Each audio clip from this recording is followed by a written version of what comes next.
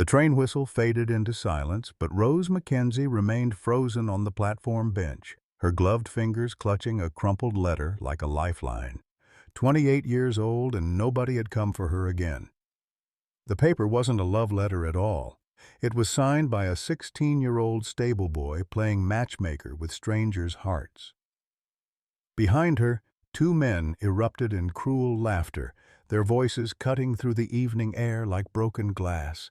There she sits, the spinster bride nobody wanted. Rose's shoulders trembled as memories crashed over her. 3 altars, 3 rejections, 3 times the whispered words, "Changed my mind," had shattered her world. The contrast between her childhood dreams of family and this cold, empty platform felt like drowning in plain sight. She pressed the letter to her chest, fighting tears that threatened to fall. Small footsteps approached through the dust. A child's voice, bright and innocent, pierced the growing darkness. "Can you be my mommy?"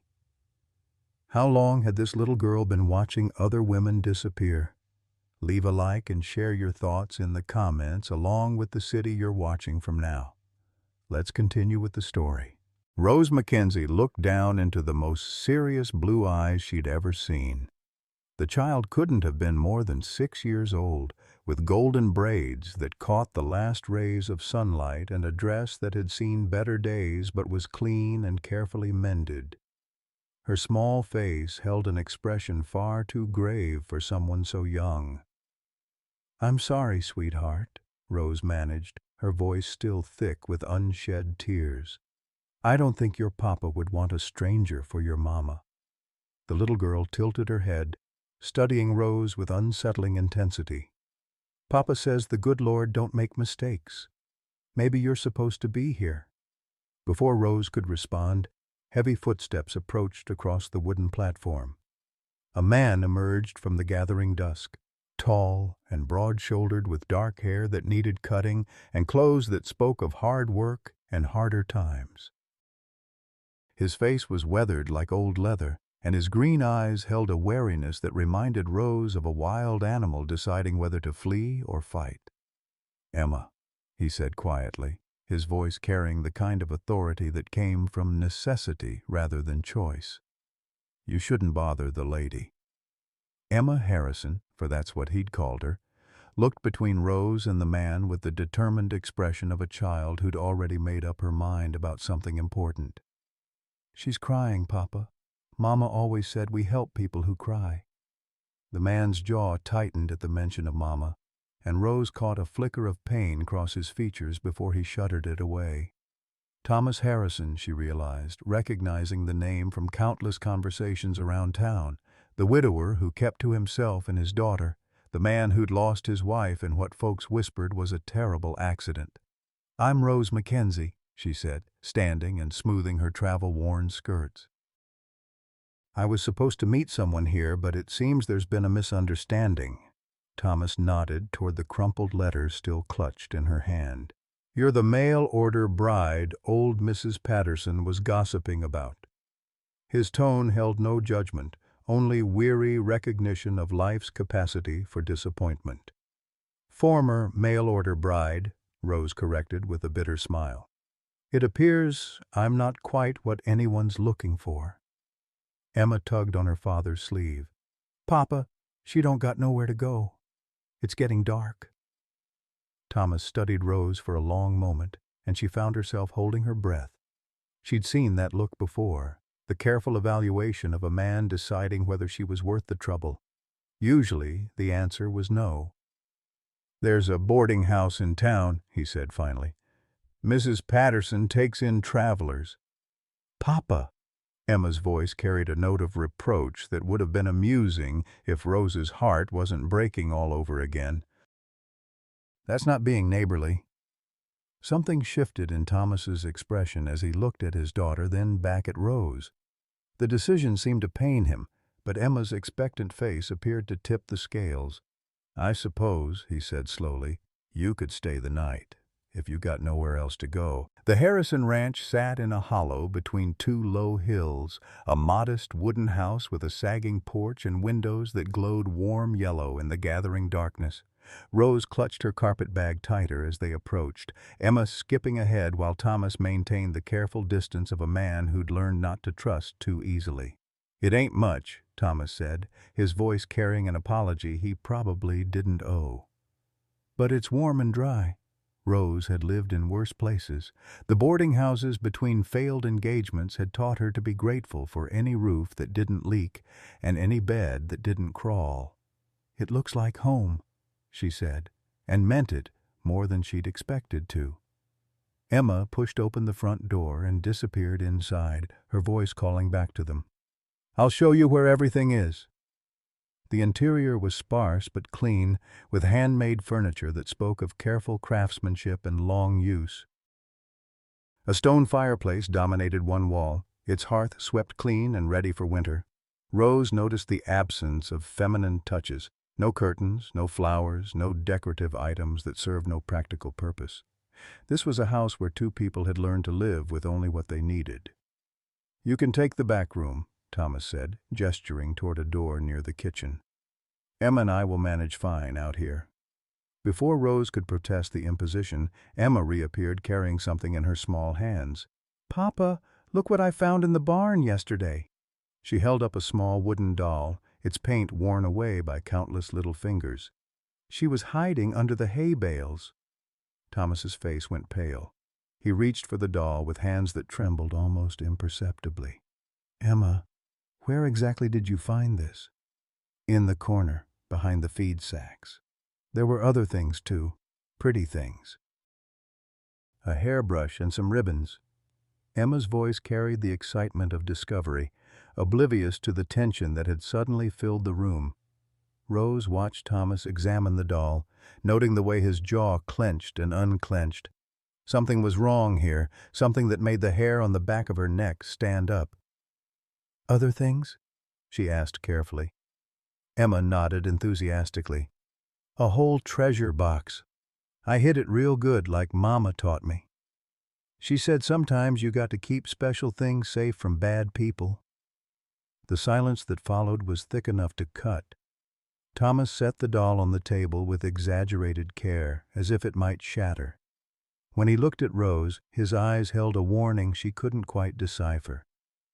"Emma likes to play games," he said slowly. "Don't you, sweetheart?" But Emma had moved on, tugging at Rose's skirt. "Come see my room. I got a picture of Mama on the wall." The child's bedroom was tiny but tidy, with a narrow bed covered in a quilt that showed loving handiwork. Above the headboard hung a small daguerreotype of a beautiful woman with kind eyes and Emma's same golden hair. Sarah Harrison had been lovely, Rose realized, and young, too young to die. "She was the prettiest mama in the whole territory," Emma said with fierce pride. "Papa says she watches over us from heaven." Rose knelt beside the bed, studying the photograph. "She looks like she was very kind." "She was. She taught me important things before she went away." Emma's voice dropped to a conspiratorial whisper. "Want to see my treasure box?"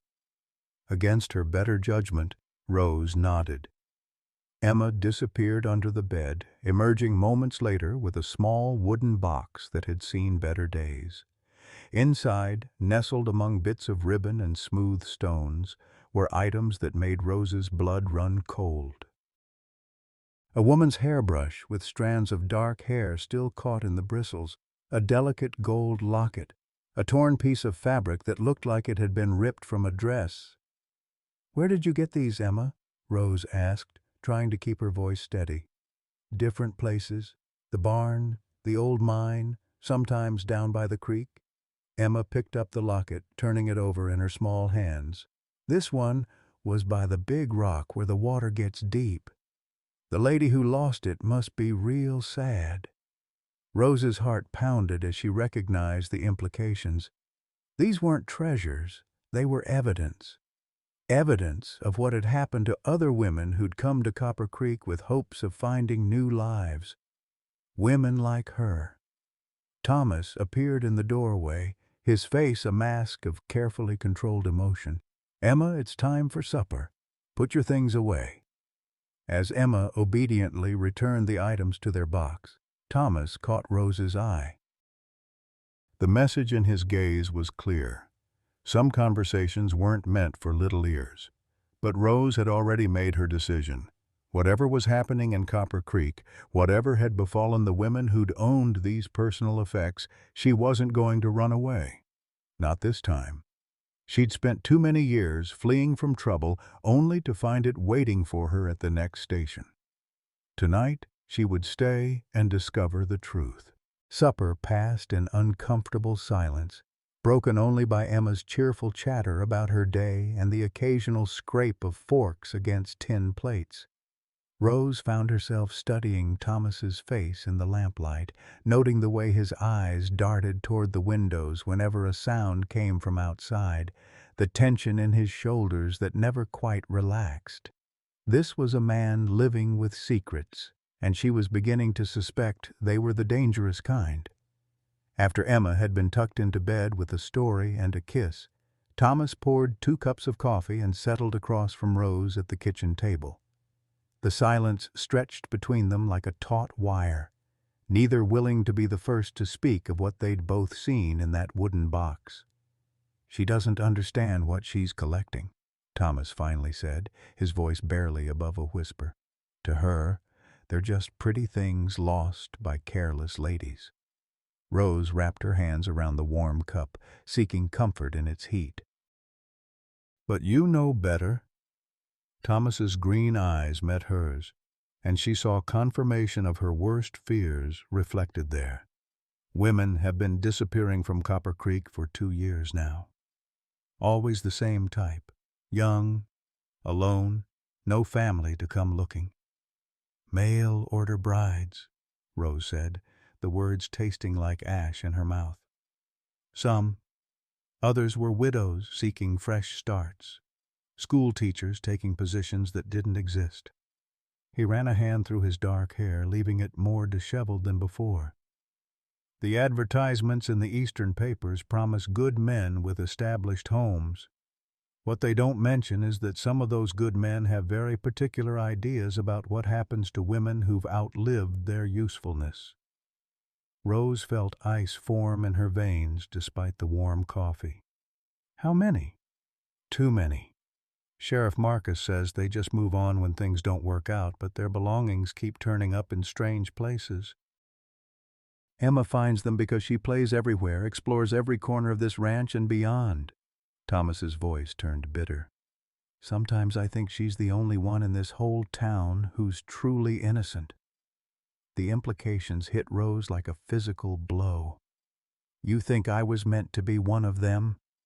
Thomas's silence was answer enough. Rose stood abruptly, pacing to the window that looked out over the dark landscape. Somewhere out there, women who'd come seeking love and security had met terrible ends. Women like her, desperate enough to answer advertisements from strangers, vulnerable enough to trust in promises of new beginnings. "Why are you telling me this?" she asked without turning around. "Because you deserve to know what you're walking into. And because—" Thomas's voice faltered, then strengthened with resolve. "Because Emma's already attached to you. She hasn't smiled this much since her mother died." Rose turned to face him, seeing new layers of pain in his weathered features. "How did your wife really die, Thomas?"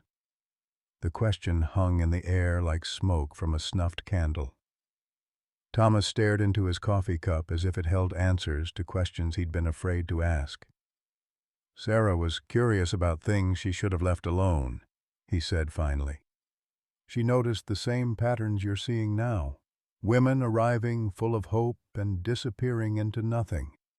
She started asking questions, poking around places that dangerous men prefer to keep private. And someone killed her for it. The official cause was a fall from her horse, a terrible accident on a rocky trail she'd ridden 100 times before." Thomas's hands clenched into fists on the tabletop. But horses don't usually spook for no reason, and Sarah was the finest rider in 3 counties. Rose sank back into her chair, overwhelmed by the magnitude of what she was learning. "Why haven't you gone to the authorities?" Thomas laughed, but there was no humor in the sound. "Sheriff Marcus Dalton is the authority in Copper Creek. He's the one who investigates the disappearances, who files the reports that say these women simply moved on to greener pastures." His voice dropped to barely audible. "He's also the one who's been asking mighty specific questions about you since you arrived on that train." The pieces clicked together in Rose's mind with horrible clarity. The too convenient advertisement that had brought her here. The young stable boy who'd written the letter as a prank.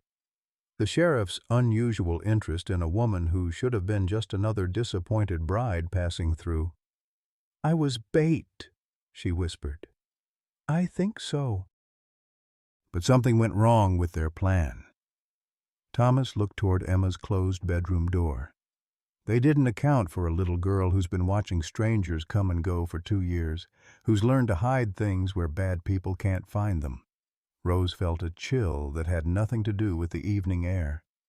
The items in Emma's treasure box, they're not just random belongings. She's been collecting evidence.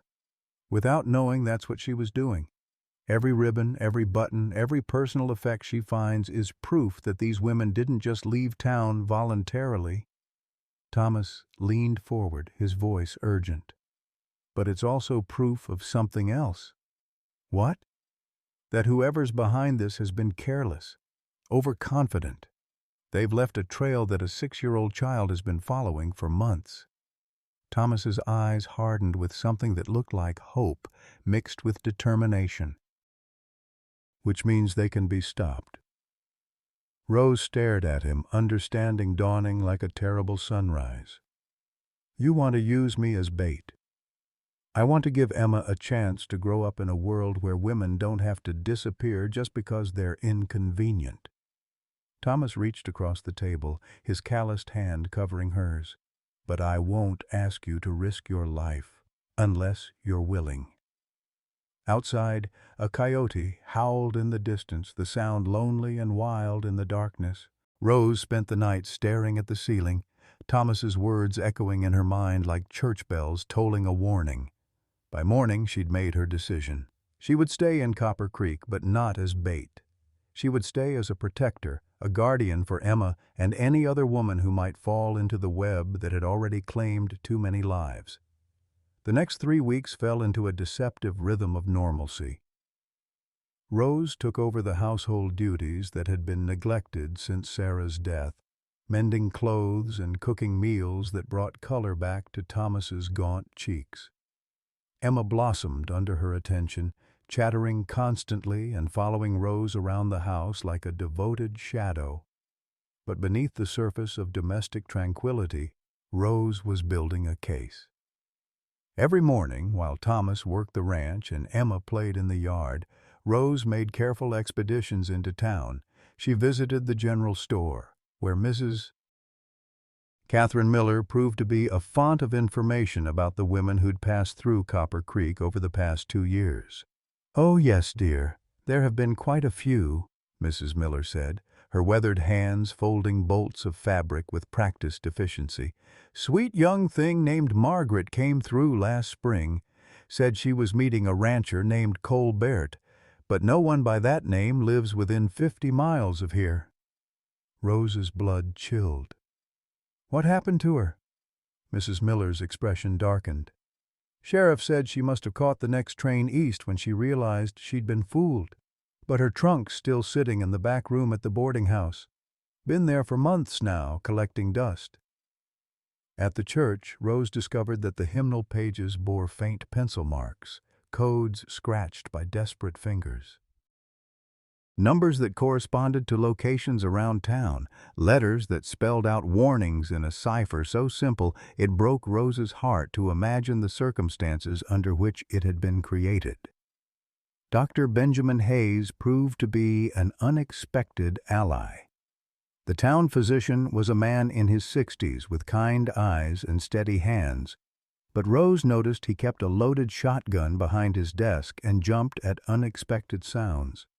"You're asking dangerous questions, Miss Mackenzie," he warned during one of her visits to his office. "The same questions that got Sarah Harrison killed." Rose met his gaze steadily. "Then maybe it's time someone asked them loudly enough to get answers." Dr. Hayes studied her for a long moment before reaching into his desk drawer. He pulled out a leather journal, its pages filled with careful notes written in medical terminology. "I've been documenting injuries that don't match the stories that accompany them. Women brought in with riding accidents that look more like they'd been beaten. Falls that resulted in patterns of bruising consistent with rope burns." Rose's hands trembled as she flipped through the pages. The evidence was overwhelming and heartbreaking. "How many?" 12 in the past 2 years, all strangers to the community, all without local connections to ask difficult questions." Dr. Hayes leaned back in his chair, looking older than his years. "Sheriff Dalton always has explanations. The women are clumsy, inexperienced with ranch work, prone to accidents because they're not used to frontier life." "But you don't believe him." "I'm a doctor, Miss Mackenzie. I know the difference between an accident and violence." His voice carried the weight of professional authority and personal grief. "But I'm also one man in a town where asking too many questions can be hazardous to one's health." That evening, Rose shared her discoveries with Thomas as they sat on the porch after Emma had gone to bed. The little girl had spent the day adding to her collection, presenting Rose with a torn piece of lace and a mother-of-pearl button that had once adorned an expensive dress. "She found them by the old mine shaft," Thomas said, his voice grim. "That's the 3rd time this month she's brought something back from that area." Rose felt pieces of the puzzle clicking into place. "The mine's been abandoned for years, hasn't it? Perfect place to hide evidence, or worse." Thomas nodded, his jaw tight with suppressed anger. "I've forbidden Emma to play there, but she's 6 years old and curious as a cat. She doesn't understand why certain places are dangerous." "We need to search it ourselves," Rose said. Tonight, while Emma's sleeping, the moon was nothing more than a silver crescent when they set out across the ranch, their lantern casting dancing shadows on the rocky ground. The entrance to the old silver mine yawned like a mouth in the hillside, timber supports weathered gray with age. Inside, the air was thick and cold, carrying scents of earth and something else that made Rose's stomach clench with dread. Their footsteps echoed in the narrow tunnel as they descended into the darkness, following the main shaft deeper into the hill. Thomas stopped suddenly, his hand on Rose's arm. "Do you hear that?" Rose strained her ears, catching the faint sound of dripping water and something else, a rhythmic tapping that seemed almost like Morse code. They followed the sound to a side chamber where their lantern light revealed the source of the noise. Chains hung from iron bolts driven into the rock walls, and the tapping came from one loose shackle swaying in the underground breeze. The floor was covered with straw that had been used as bedding, and scratched into the stone walls were messages, names, dates, desperate pleas for help. "Dear God," Rose whispered, reading the carved words. "Margaret Hartwell, arrived April 15th. If anyone finds this, tell my sister in Philadelphia that I loved her." Another read, "They said I was going to be married. They lied about everything." Thomas had found something else. A wooden crate filled with personal belongings, jewelry, photographs, letters from home, all the treasures that traveling women carried to remind them of the lives they'd left behind, now abandoned in this underground tomb. "This is where they kept them," Thomas said, his voice hollow with horror. "This is where they brought the women before." He didn't finish the sentence. He didn't need to. Rose was examining the walls more closely, using her lantern to illuminate every surface. "Thomas, look at this." She'd found a section where the rock had been recently disturbed, loose stones piled to block what appeared to be another passage. Together they pulled away the barrier, revealing a narrow tunnel that led deeper into the earth. The air that flowed from the opening carried the unmistakable smell of decay. "We can't go in there," Thomas said, his face pale in the lantern light. "Not tonight, not without help." Rose knew he was right, but the compulsion to know the full truth was almost overwhelming. Somewhere in that darkness lay the answers to questions that had haunted her since arriving in Copper Creek. How many women had died in this place? How many families would never know what had become of their daughters, sisters, wives? As they prepared to leave, Rose noticed something that made her blood freeze. Scratched into the wall near the blocked passage were recent dates, some from just weeks ago. Whatever evil had been perpetrated in this place, it wasn't history. It was ongoing. They climbed back to the surface in grim silence, both understanding that they'd crossed a line from which there could be no return. Rose was no longer simply a woman seeking refuge from rejection and loneliness. She was a witness to atrocity, and that knowledge made her as dangerous to the perpetrators as Sarah Harrison had been. As they walked back toward the ranch house, Thomas spoke quietly. "Sheriff Dalton will want to know why strangers are poking around abandoned mine shafts. We'll need a story." "No," Rose said, surprising herself with the firmness in her voice. "No more stories. No more pretending we don't see what's right in front of us. Those women deserve justice, and Emma deserves to grow up in a world where monsters can't hide behind badges." Thomas stopped walking and turned to face her. In the moonlight, his expression was a mixture of admiration and fear. "You understand what you're saying? Once we start down this path, there's no going back. They killed Sarah for asking questions. They'll kill us too if they discover what we know." Rose thought of Emma's innocent face, of the trust in those blue eyes when she'd asked her simple question about being a mommy. She thought of the women whose names were carved into stone walls, whose belongings molded in wooden crates, whose stories would never be told if someone didn't speak for them. "Then we'd better make sure they don't discover it until we're ready," she said. The confrontation Rose had been dreading came 3 days later, arriving in the form of Sheriff Marcus Dalton's polished boots on Thomas's front porch. Rose was teaching Emma to embroider when the heavy knock echoed through the house, and she felt the child stiffen beside her like a rabbit sensing a predator. "Papa's in the barn," Emma whispered, her small fingers clutching Rose's sleeve. "Should I get him?" "No, sweetheart. Stay here with your needlework." Rose smoothed Emma's golden hair with a hand that she willed to remain steady. "I'll see what the sheriff wants."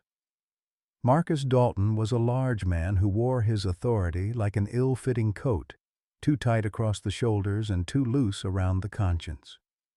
His badge gleamed against his vest, polished to a mirror shine that reflected nothing of the darkness Rose now knew lived behind his pale eyes.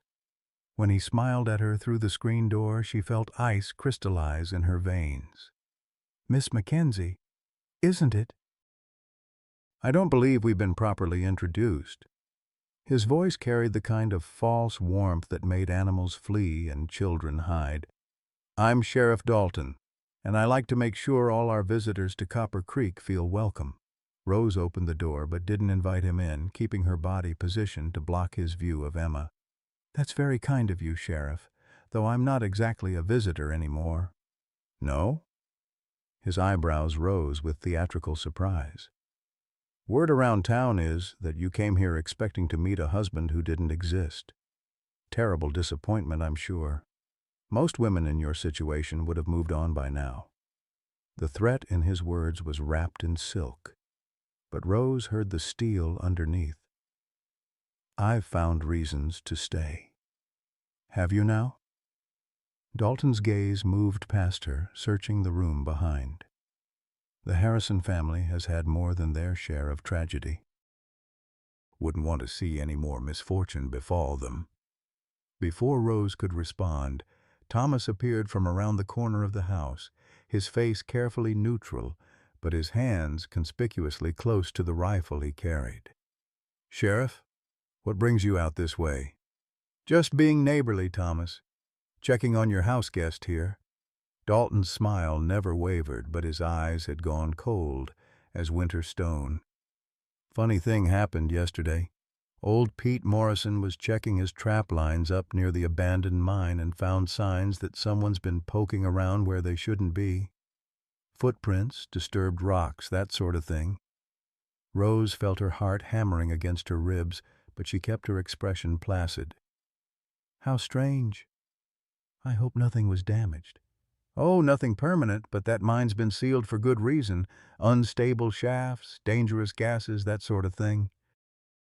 "Wouldn't want any curious souls to have an accident." Dalton's gaze fixed on Rose with the intensity of a hawk studying a field mouse. "You wouldn't know anything about that, would you, Miss Mackenzie?" "I'm afraid I don't know much about mining, Sheriff. I'm just a school teacher from back east." "Are you?" Dalton pulled a folded paper from his vest pocket, unfolding it with deliberate slowness. "See, I sent some telegrams to colleagues in various eastern cities asking about a school teacher named Rose Mackenzie. Strange thing is, none of them seem to have any record of you." The lie was so smooth, so plausible, that Rose almost admired the craftsmanship of it. Almost. "Perhaps you should try Boston. I taught at the Riverside Academy for young ladies." "Oh, I did try Boston. Spoke to a very nice gentleman at the Riverside Academy who assured me that they've never employed anyone by your name." Dalton refolded the paper with maddening precision. "Makes a man wonder what other stories you might be telling." Thomas stepped forward, his rifle shifting position almost imperceptibly. "Miss Mackenzie's business is her own, Sheriff. She's been nothing but helpful around here." "I'm sure she has." Dalton's smile widened, showing too many teeth. "But you know how it is, Thomas. Strange woman shows up in town with a false identity, starts asking questions about other women who've passed through. Well, it makes a man in my position nervous." Rose felt the world narrowing around her, options disappearing like water through cupped hands. But Emma's voice from inside the house, humming a lullaby her mother had taught her, reminded Rose of what she was fighting for. "I think you're mistaken about my identity, Sheriff," she said calmly, "but if you have official business here, perhaps you should state it clearly." Dalton's facade cracked just enough to reveal the predator underneath. "My official business, Miss Mackenzie, is maintaining peace and order in this community. That includes making sure dangerous elements don't take root." He tipped his hat with mock courtesy. "I'll be keeping a close eye on you. For everyone's safety, you understand." After he'd ridden away, Thomas and Rose stood in silence on the porch, both understanding that the game had changed irrevocably. Emma appeared beside them, her small face troubled. "Papa, why does the sheriff make my tummy feel funny? Like when I see spiders in the barn?" Thomas knelt and pulled his daughter close.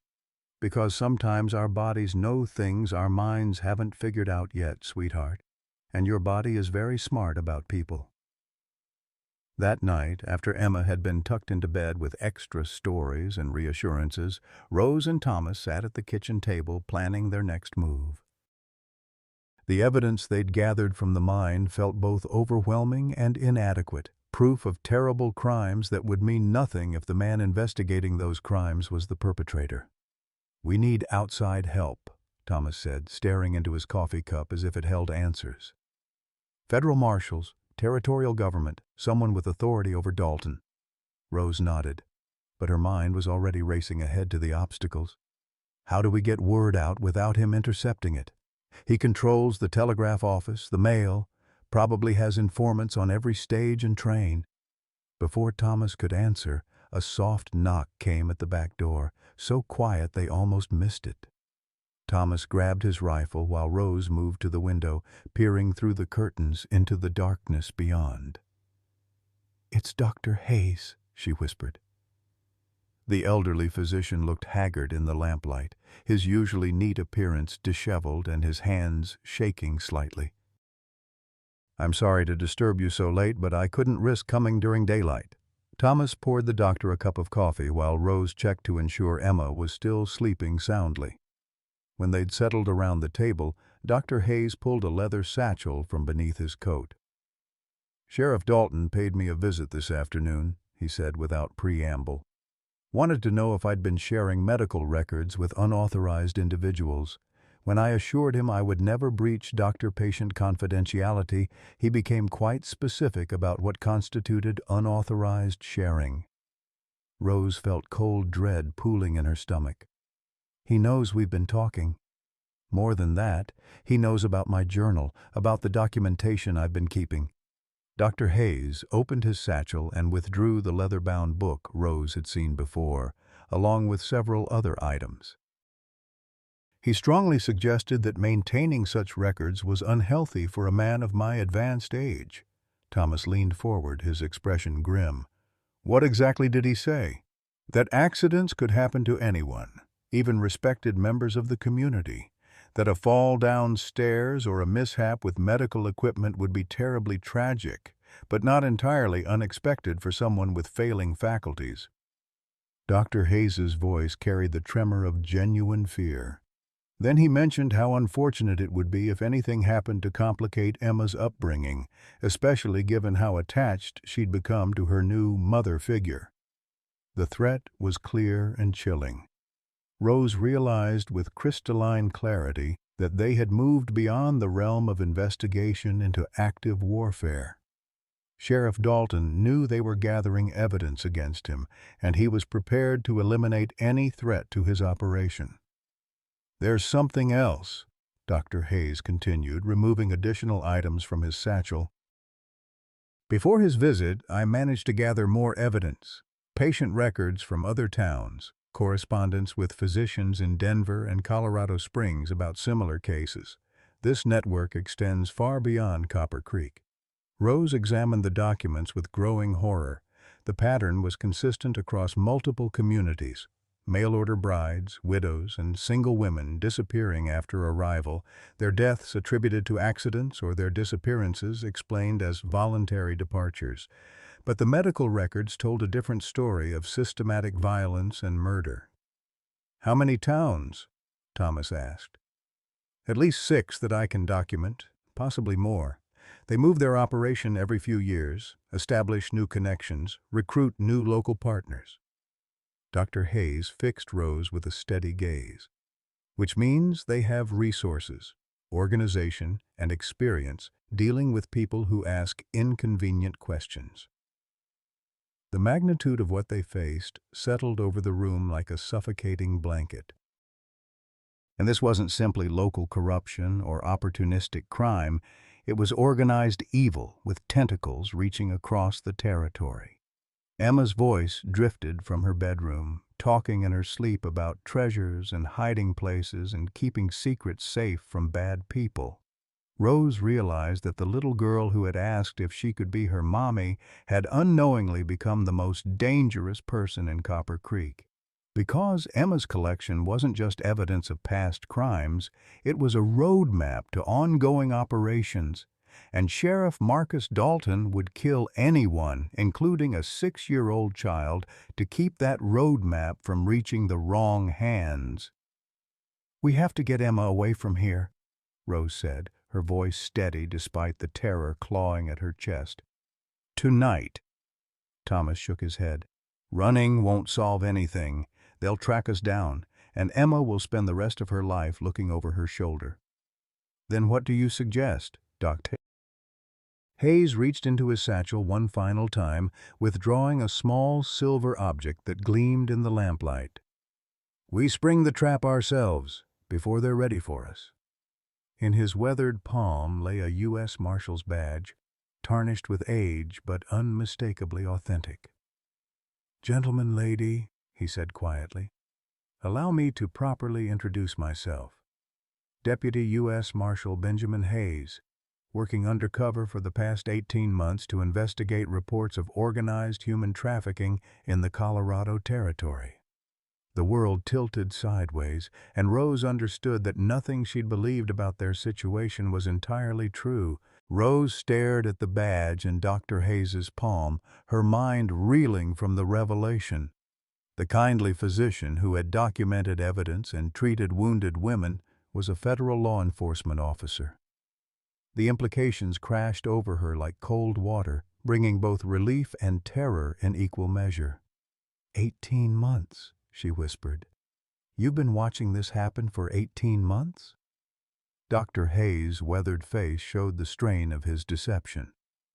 Building a case that will hold up in federal court takes time, Miss Mackenzie. These men have lawyers, political connections, money to buy their way out of local charges. I needed ironclad evidence of interstate commerce violations, conspiracy, multiple jurisdictions. Thomas set down his coffee cup with enough force to rattle the saucer. While you were building your case, women were dying. My wife was murdered. Yes. The simple acknowledgement carried the weight of profound guilt. Sarah Harrison's death wasn't in my original mission parameters, but when I investigated, I found evidence that she'd discovered the same patterns we're discussing now. Her murder was what convinced my superiors that this operation warranted federal intervention. Rose felt pieces of a larger puzzle clicking into place.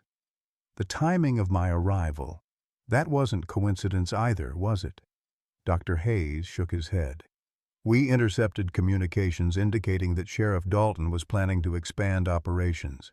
Your advertisement response was redirected through channels we've been monitoring. We needed someone inside the situation who could observe and gather evidence. You used me as bait. Rose's voice was deadly quiet. We gave you an opportunity to help bring these men to justice while keeping you as safe as possible under the circumstances. Dr. Hayes leaned forward, his expression earnest. But the situation has evolved beyond our original parameters. Emma's collection of evidence, your integration into the Harrison household, Dalton's increasing desperation, everything is accelerating faster than we anticipated. Thomas stood abruptly, pacing to the window. How many other federal agents are involved in this operation? The silence that followed was answer enough. Dear God, Thomas breathed. You're alone out here. Not entirely. I have resources, backup plans, communication protocols.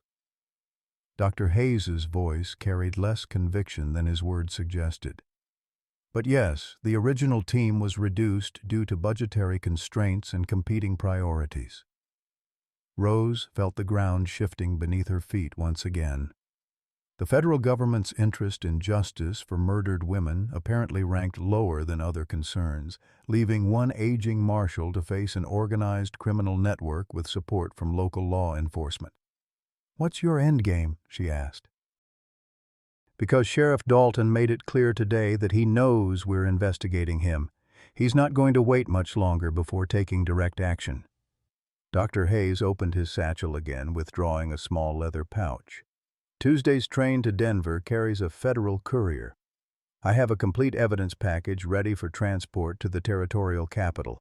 Medical records, witness statements, physical evidence from the mine, documentation of the broader network. And you think that will be enough to stop them?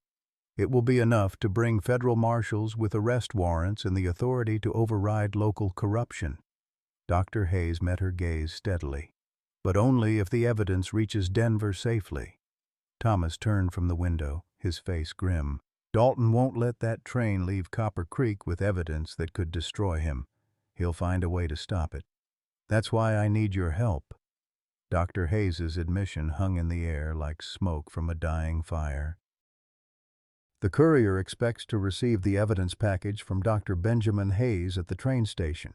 But Sheriff Dalton is watching me too closely now. If I appear at that station on Tuesday morning, I'll be dead before the train arrives. Rose understood immediately. You need someone else to make the delivery. Someone he's not expecting to be involved in federal law enforcement. someone who might reasonably be at the train station for legitimate purposes. Dr. Hayes looked directly at Rose. Someone planning to leave town on that train. The plan was both elegant and terrifying in its simplicity.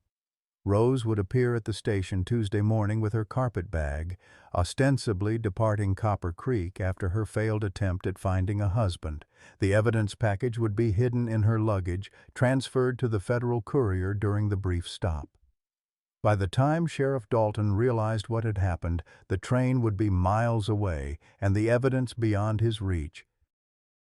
"What about Emma?" Rose asked. "If I leave, even as part of this deception, she'll be heartbroken. And if Dalton realizes what we've done, he might take his anger out on her and Thomas." Dr. Hayes exchanged a meaningful look with Thomas. "That's why you won't actually be leaving. The train makes a water stop 5 miles outside town.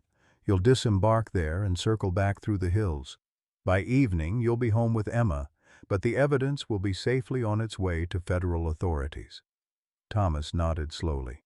"I can position myself in the hills with a rifle, make sure you reach the water stop safely. If anything goes wrong, I'll have a clear field of fire." The logistics were sound, but Rose felt ice forming in her chest as she considered the human cost of failure. And if Sheriff Dalton suspects the truth before Tuesday, if he decides to eliminate potential witnesses before we can execute this plan, then we improvise, Dr. Hayes said grimly. "But Miss Mackenzie, you need to understand something. This may be our only chance to stop these men through legal means. If this plan fails, the alternative is vigilante justice. And that road leads to more bloodshed, more tragedy." Rose thought of Emma's innocent question about being her mommy, of the names carved into the mine shaft walls, of Sarah Harrison's grave marker that told a lie about accidental death. The choice was no choice at all. "I'll do it," she said. "But I have conditions." "Name them." "If something goes wrong, if this plan fails and we don't survive it, I want assurance that Emma will be protected. She knows too much to be safe if Dalton remains in power."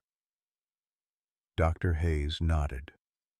"I have contacts in Denver, people who specialize in relocating witnesses and their families. Emma would be placed with a good family, given a new identity, a chance at a normal life. And Thomas? The same protections would apply to him, assuming he survives whatever confrontation might occur." The casual way Dr. Hayes discussed their potential deaths sent chills down Rose's spine, but she forced herself to focus on the practical details. They spent the next hour planning every aspect of Tuesday's deception, from the timing of Rose's appearance at the station to the signals they would use to communicate if something went wrong. As Dr. Hayes prepared to leave, he turned back to Rose one final time. "Miss Mackenzie, I want you to know that your courage in this matter has been exceptional. Many people would have fled at the first sign of danger." Rose thought of all the times she had fled, all the opportunities for belonging she'd abandoned when faced with difficulty or rejection. "I'm tired of running," she said simply. "Some things are worth standing and fighting for."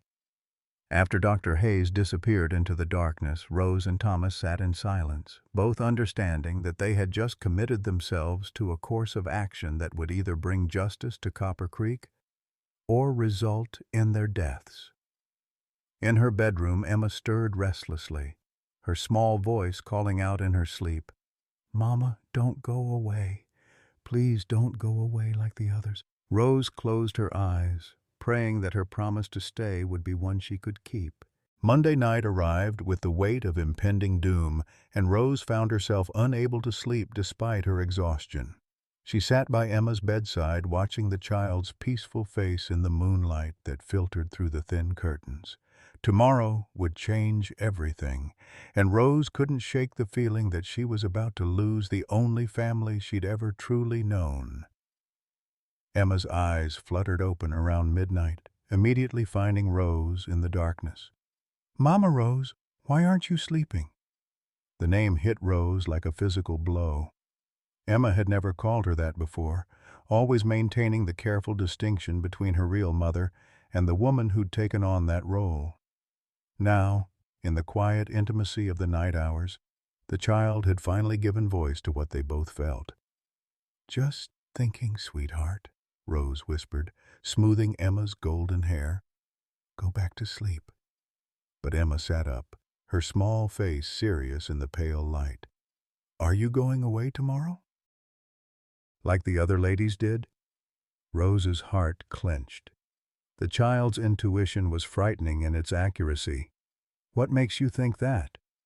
"Papa's been cleaning his rifle all day, and you keep looking at your carpet bag like it makes you sad. And Dr. Hayes came by real late again."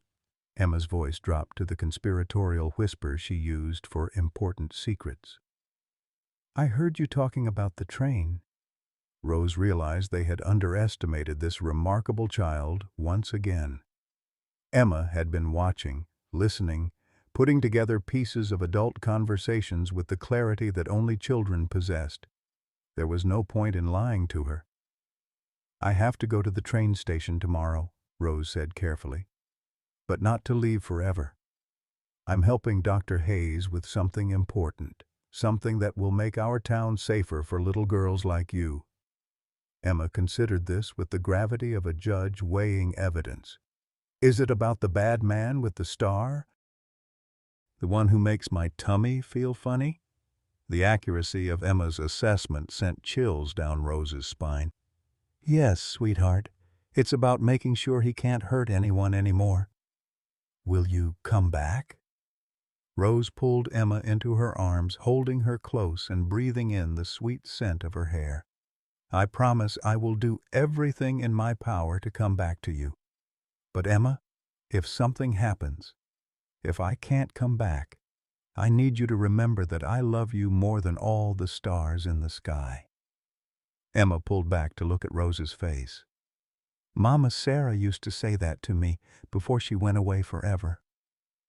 The parallel was too painful to bear, but Rose forced herself to meet the child's gaze. "Then you know that love doesn't end just because people have to go away sometimes. Your Mama Sarah still loves you from heaven, and no matter what happens tomorrow, I will always love you too." Emma nodded with the solemn acceptance of a child who had learned too young that the adults she loved were not invincible. "Can you sing me the song Mama Sarah used to sing? The one about the mockingbird?" Rose's voice broke on the first few notes, but she persevered, singing the gentle lullaby that Sarah Harrison had once used to comfort this same little girl. When Emma finally drifted back to sleep, Rose remained by her bedside until dawn, memorizing every detail of the child's face in case it was the last time she would see it. Tuesday morning dawned gray and cold, with heavy clouds that promised rain before evening. Rose dressed in her traveling clothes and packed her carpet bag with the careful precision of someone who knew that every detail mattered. Hidden beneath her few belongings was Dr. Hayes's evidence package, wrapped in oilcloth and sewn into the lining of her bag by her own hands. Thomas appeared in the kitchen doorway as she finished her preparations. His face was haggard from sleeplessness, and his hands shook slightly as he poured coffee. Neither of them spoke about what lay ahead, but the weight of unspoken fears filled the room like smoke. Emma burst through the door from outside, her arms full of wildflowers she'd gathered from the meadow. "For your journey," she announced, presenting the bouquet to Rose with ceremony befitting a royal gift. Rose accepted the flowers with tears threatening to spill over. "They're beautiful, sweetheart. I'll carry them with me to remember you." The walk to town took longer than usual, each step feeling like a march toward an execution. Rose's carpet bag seemed to grow heavier with every yard, the weight of evidence and expectations pressing down on her shoulders. Thomas walked beside her, his rifle carried openly now, past the point of caring who saw his preparations for violence. Main Street was unusually quiet for a Tuesday morning. with fewer people visible than normal and an atmosphere of tension that made Rose's skin crawl. Shop windows that should have displayed goods for sale were instead shuttered or showed signs reading "closed for inventory." Even the dogs that normally roamed the street had disappeared, as if sensing approaching danger. The train station sat at the far end of town, a modest wooden building with a platform that served the twice-weekly service between Denver and the mining communities to the west. As they approached, Rose could see Sheriff Dalton's tall form stationed near the ticket window, his badge glinting in the overcast light. "He's waiting for you," Thomas murmured. "This whole thing feels like a trap." Rose's instincts screamed the same warning, but they had committed themselves to this course of action. Dr. Hayes emerged from behind the station building carrying his medical bag and wearing the expression of a man reporting for duty at his own funeral.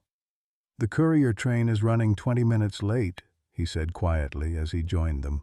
"That gives us a little more time, but also extends our exposure." Sheriff Dalton approached with the predatory smile that had haunted Rose's nightmares. "Well, well, Miss Mackenzie, leaving us so soon. I had hoped you might stay longer, contribute more to our community." "I think I've contributed all I can," Rose replied, her voice steady despite the terror clawing at her chest. "Have you indeed?" Dalton's eyes fixed on her carpet-bag with uncomfortable intensity. "Traveling light, I see. Most ladies carry more when they're planning to start fresh somewhere new." Before Rose could respond, the distant whistle of the approaching train echoed across the valley.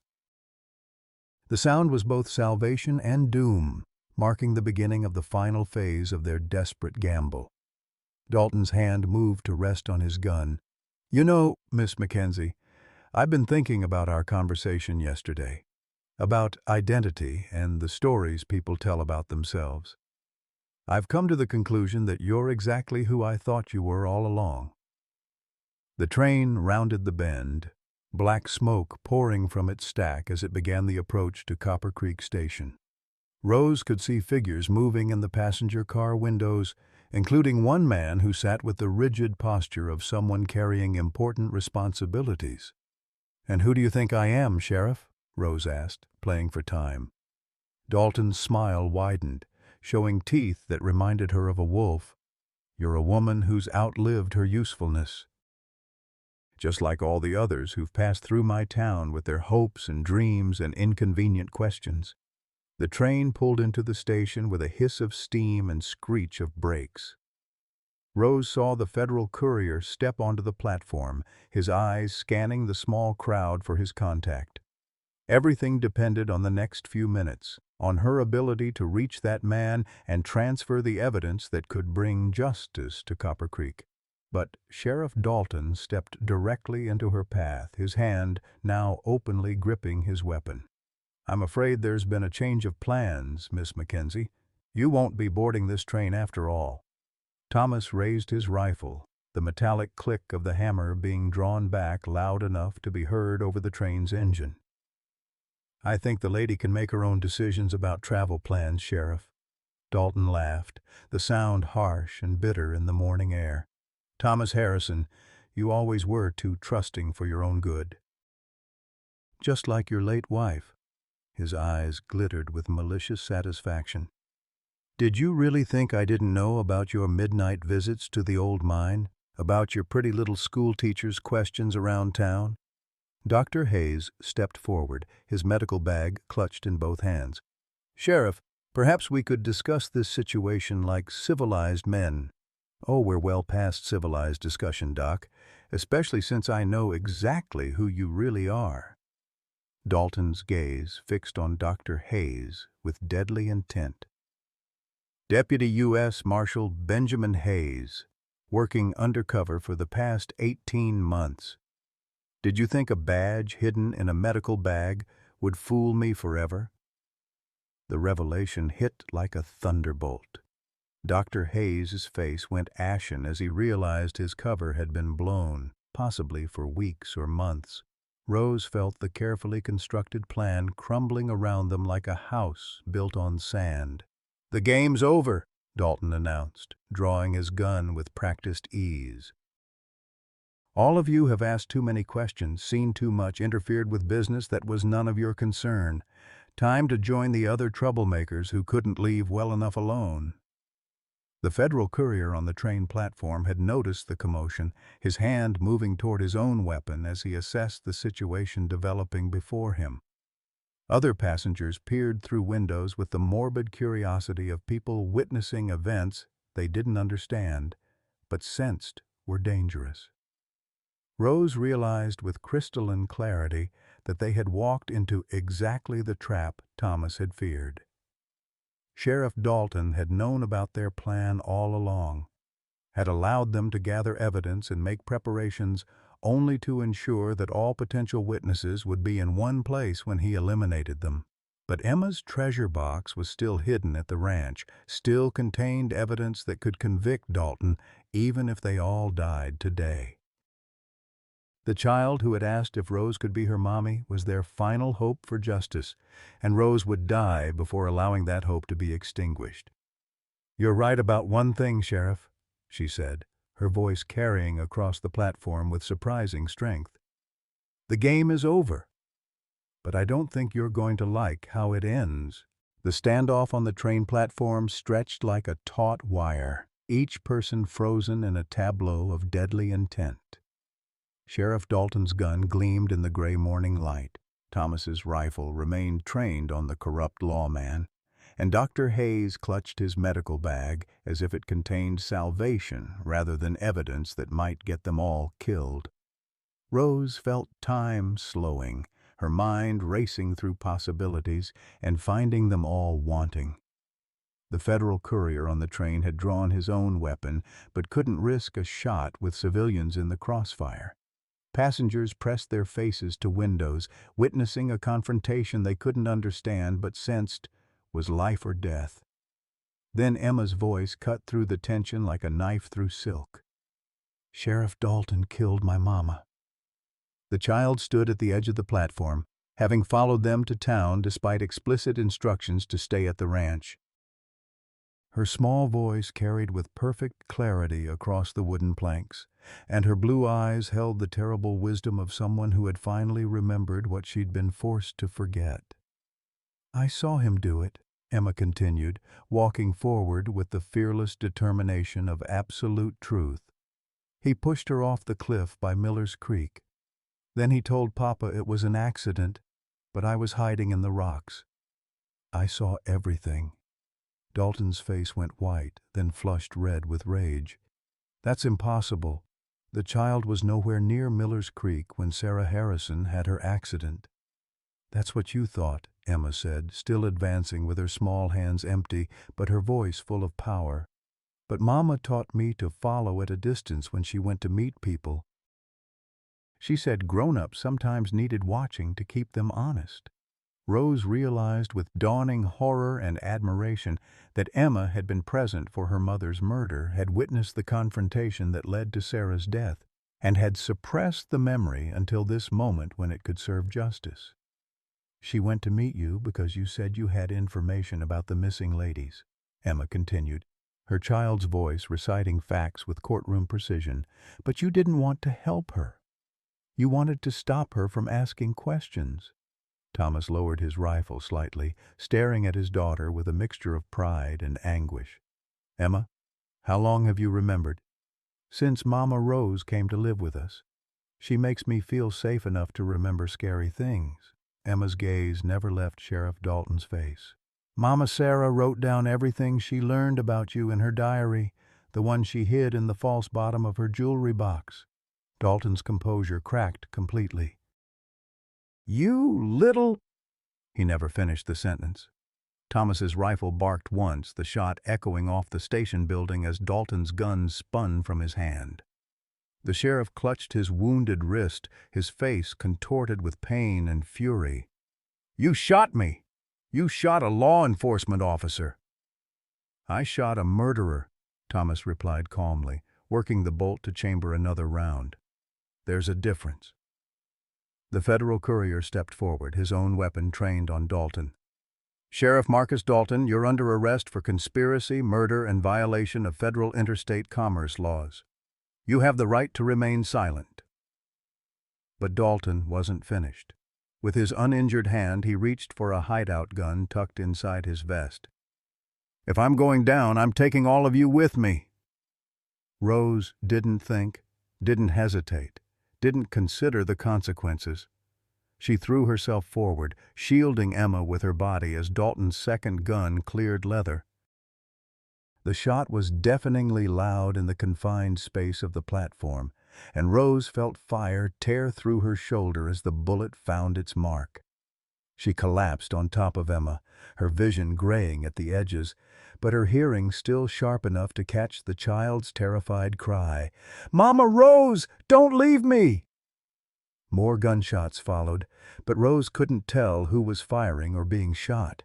Strong hands pulled her off Emma, and she found herself looking up into Thomas's worried face as he pressed something against her shoulder to stop the bleeding. "The courier?" she managed to whisper. "Has Dalton in custody. Dr. Hayes is treating his wounds so he'll live to stand trial." Thomas's voice was thick with emotion. "Emma's fine, Rose. You saved her." Rose turned her head to see the little girl kneeling beside her, tears streaming down her face. "I'm sorry I followed you. I'm sorry I got you hurt." "Oh, sweetheart." Rose reached out with her good arm to touch Emma's cheek. "You saved us all. Your mama would be so proud of how brave you were." Dr. Hayes appeared in her field of vision, his medical bag open and his hands steady despite the chaos around them. "The bullet went clean through, missed the major arteries. You'll have a scar and some stiffness, but you'll heal completely." As he worked to bandage her wound, Rose became aware of the broader scene unfolding around them. Other townspeople had arrived, drawn by the gunshots, and were witnessing Sheriff Dalton being loaded into a wagon with his hands shackled. The federal courier was organizing the scene with professional efficiency, taking statements and securing evidence. Mrs. Miller from the general store pushed through the crowd, her weathered face creased with concern. "Dear Lord, what's been happening in our town? How did we not see what that man was doing?" "Because he was very good at hiding it," Dr. Hayes said without looking up from his work on Rose's shoulder. "And because people tend to trust badges and authority even when their instincts tell them something's wrong." The next few hours passed in a blur of official procedures and medical attention. Rose was moved to Dr. Hayes's clinic where he cleaned and properly dressed her wound. Thomas refused to leave her side, and Emma appointed herself as chief guardian, bringing water and adjusting pillows with the serious dedication of a nurse. As evening approached, the federal courier, Deputy Marshal James Crawford, gathered them in the clinic's back room to explain what happened next. "Sheriff Dalton will be transported to Denver for trial, along with the evidence you've gathered. The mine shaft has been sealed pending a full federal investigation, and we expect to identify most of the victims from the personal effects found there." He looked directly at Emma.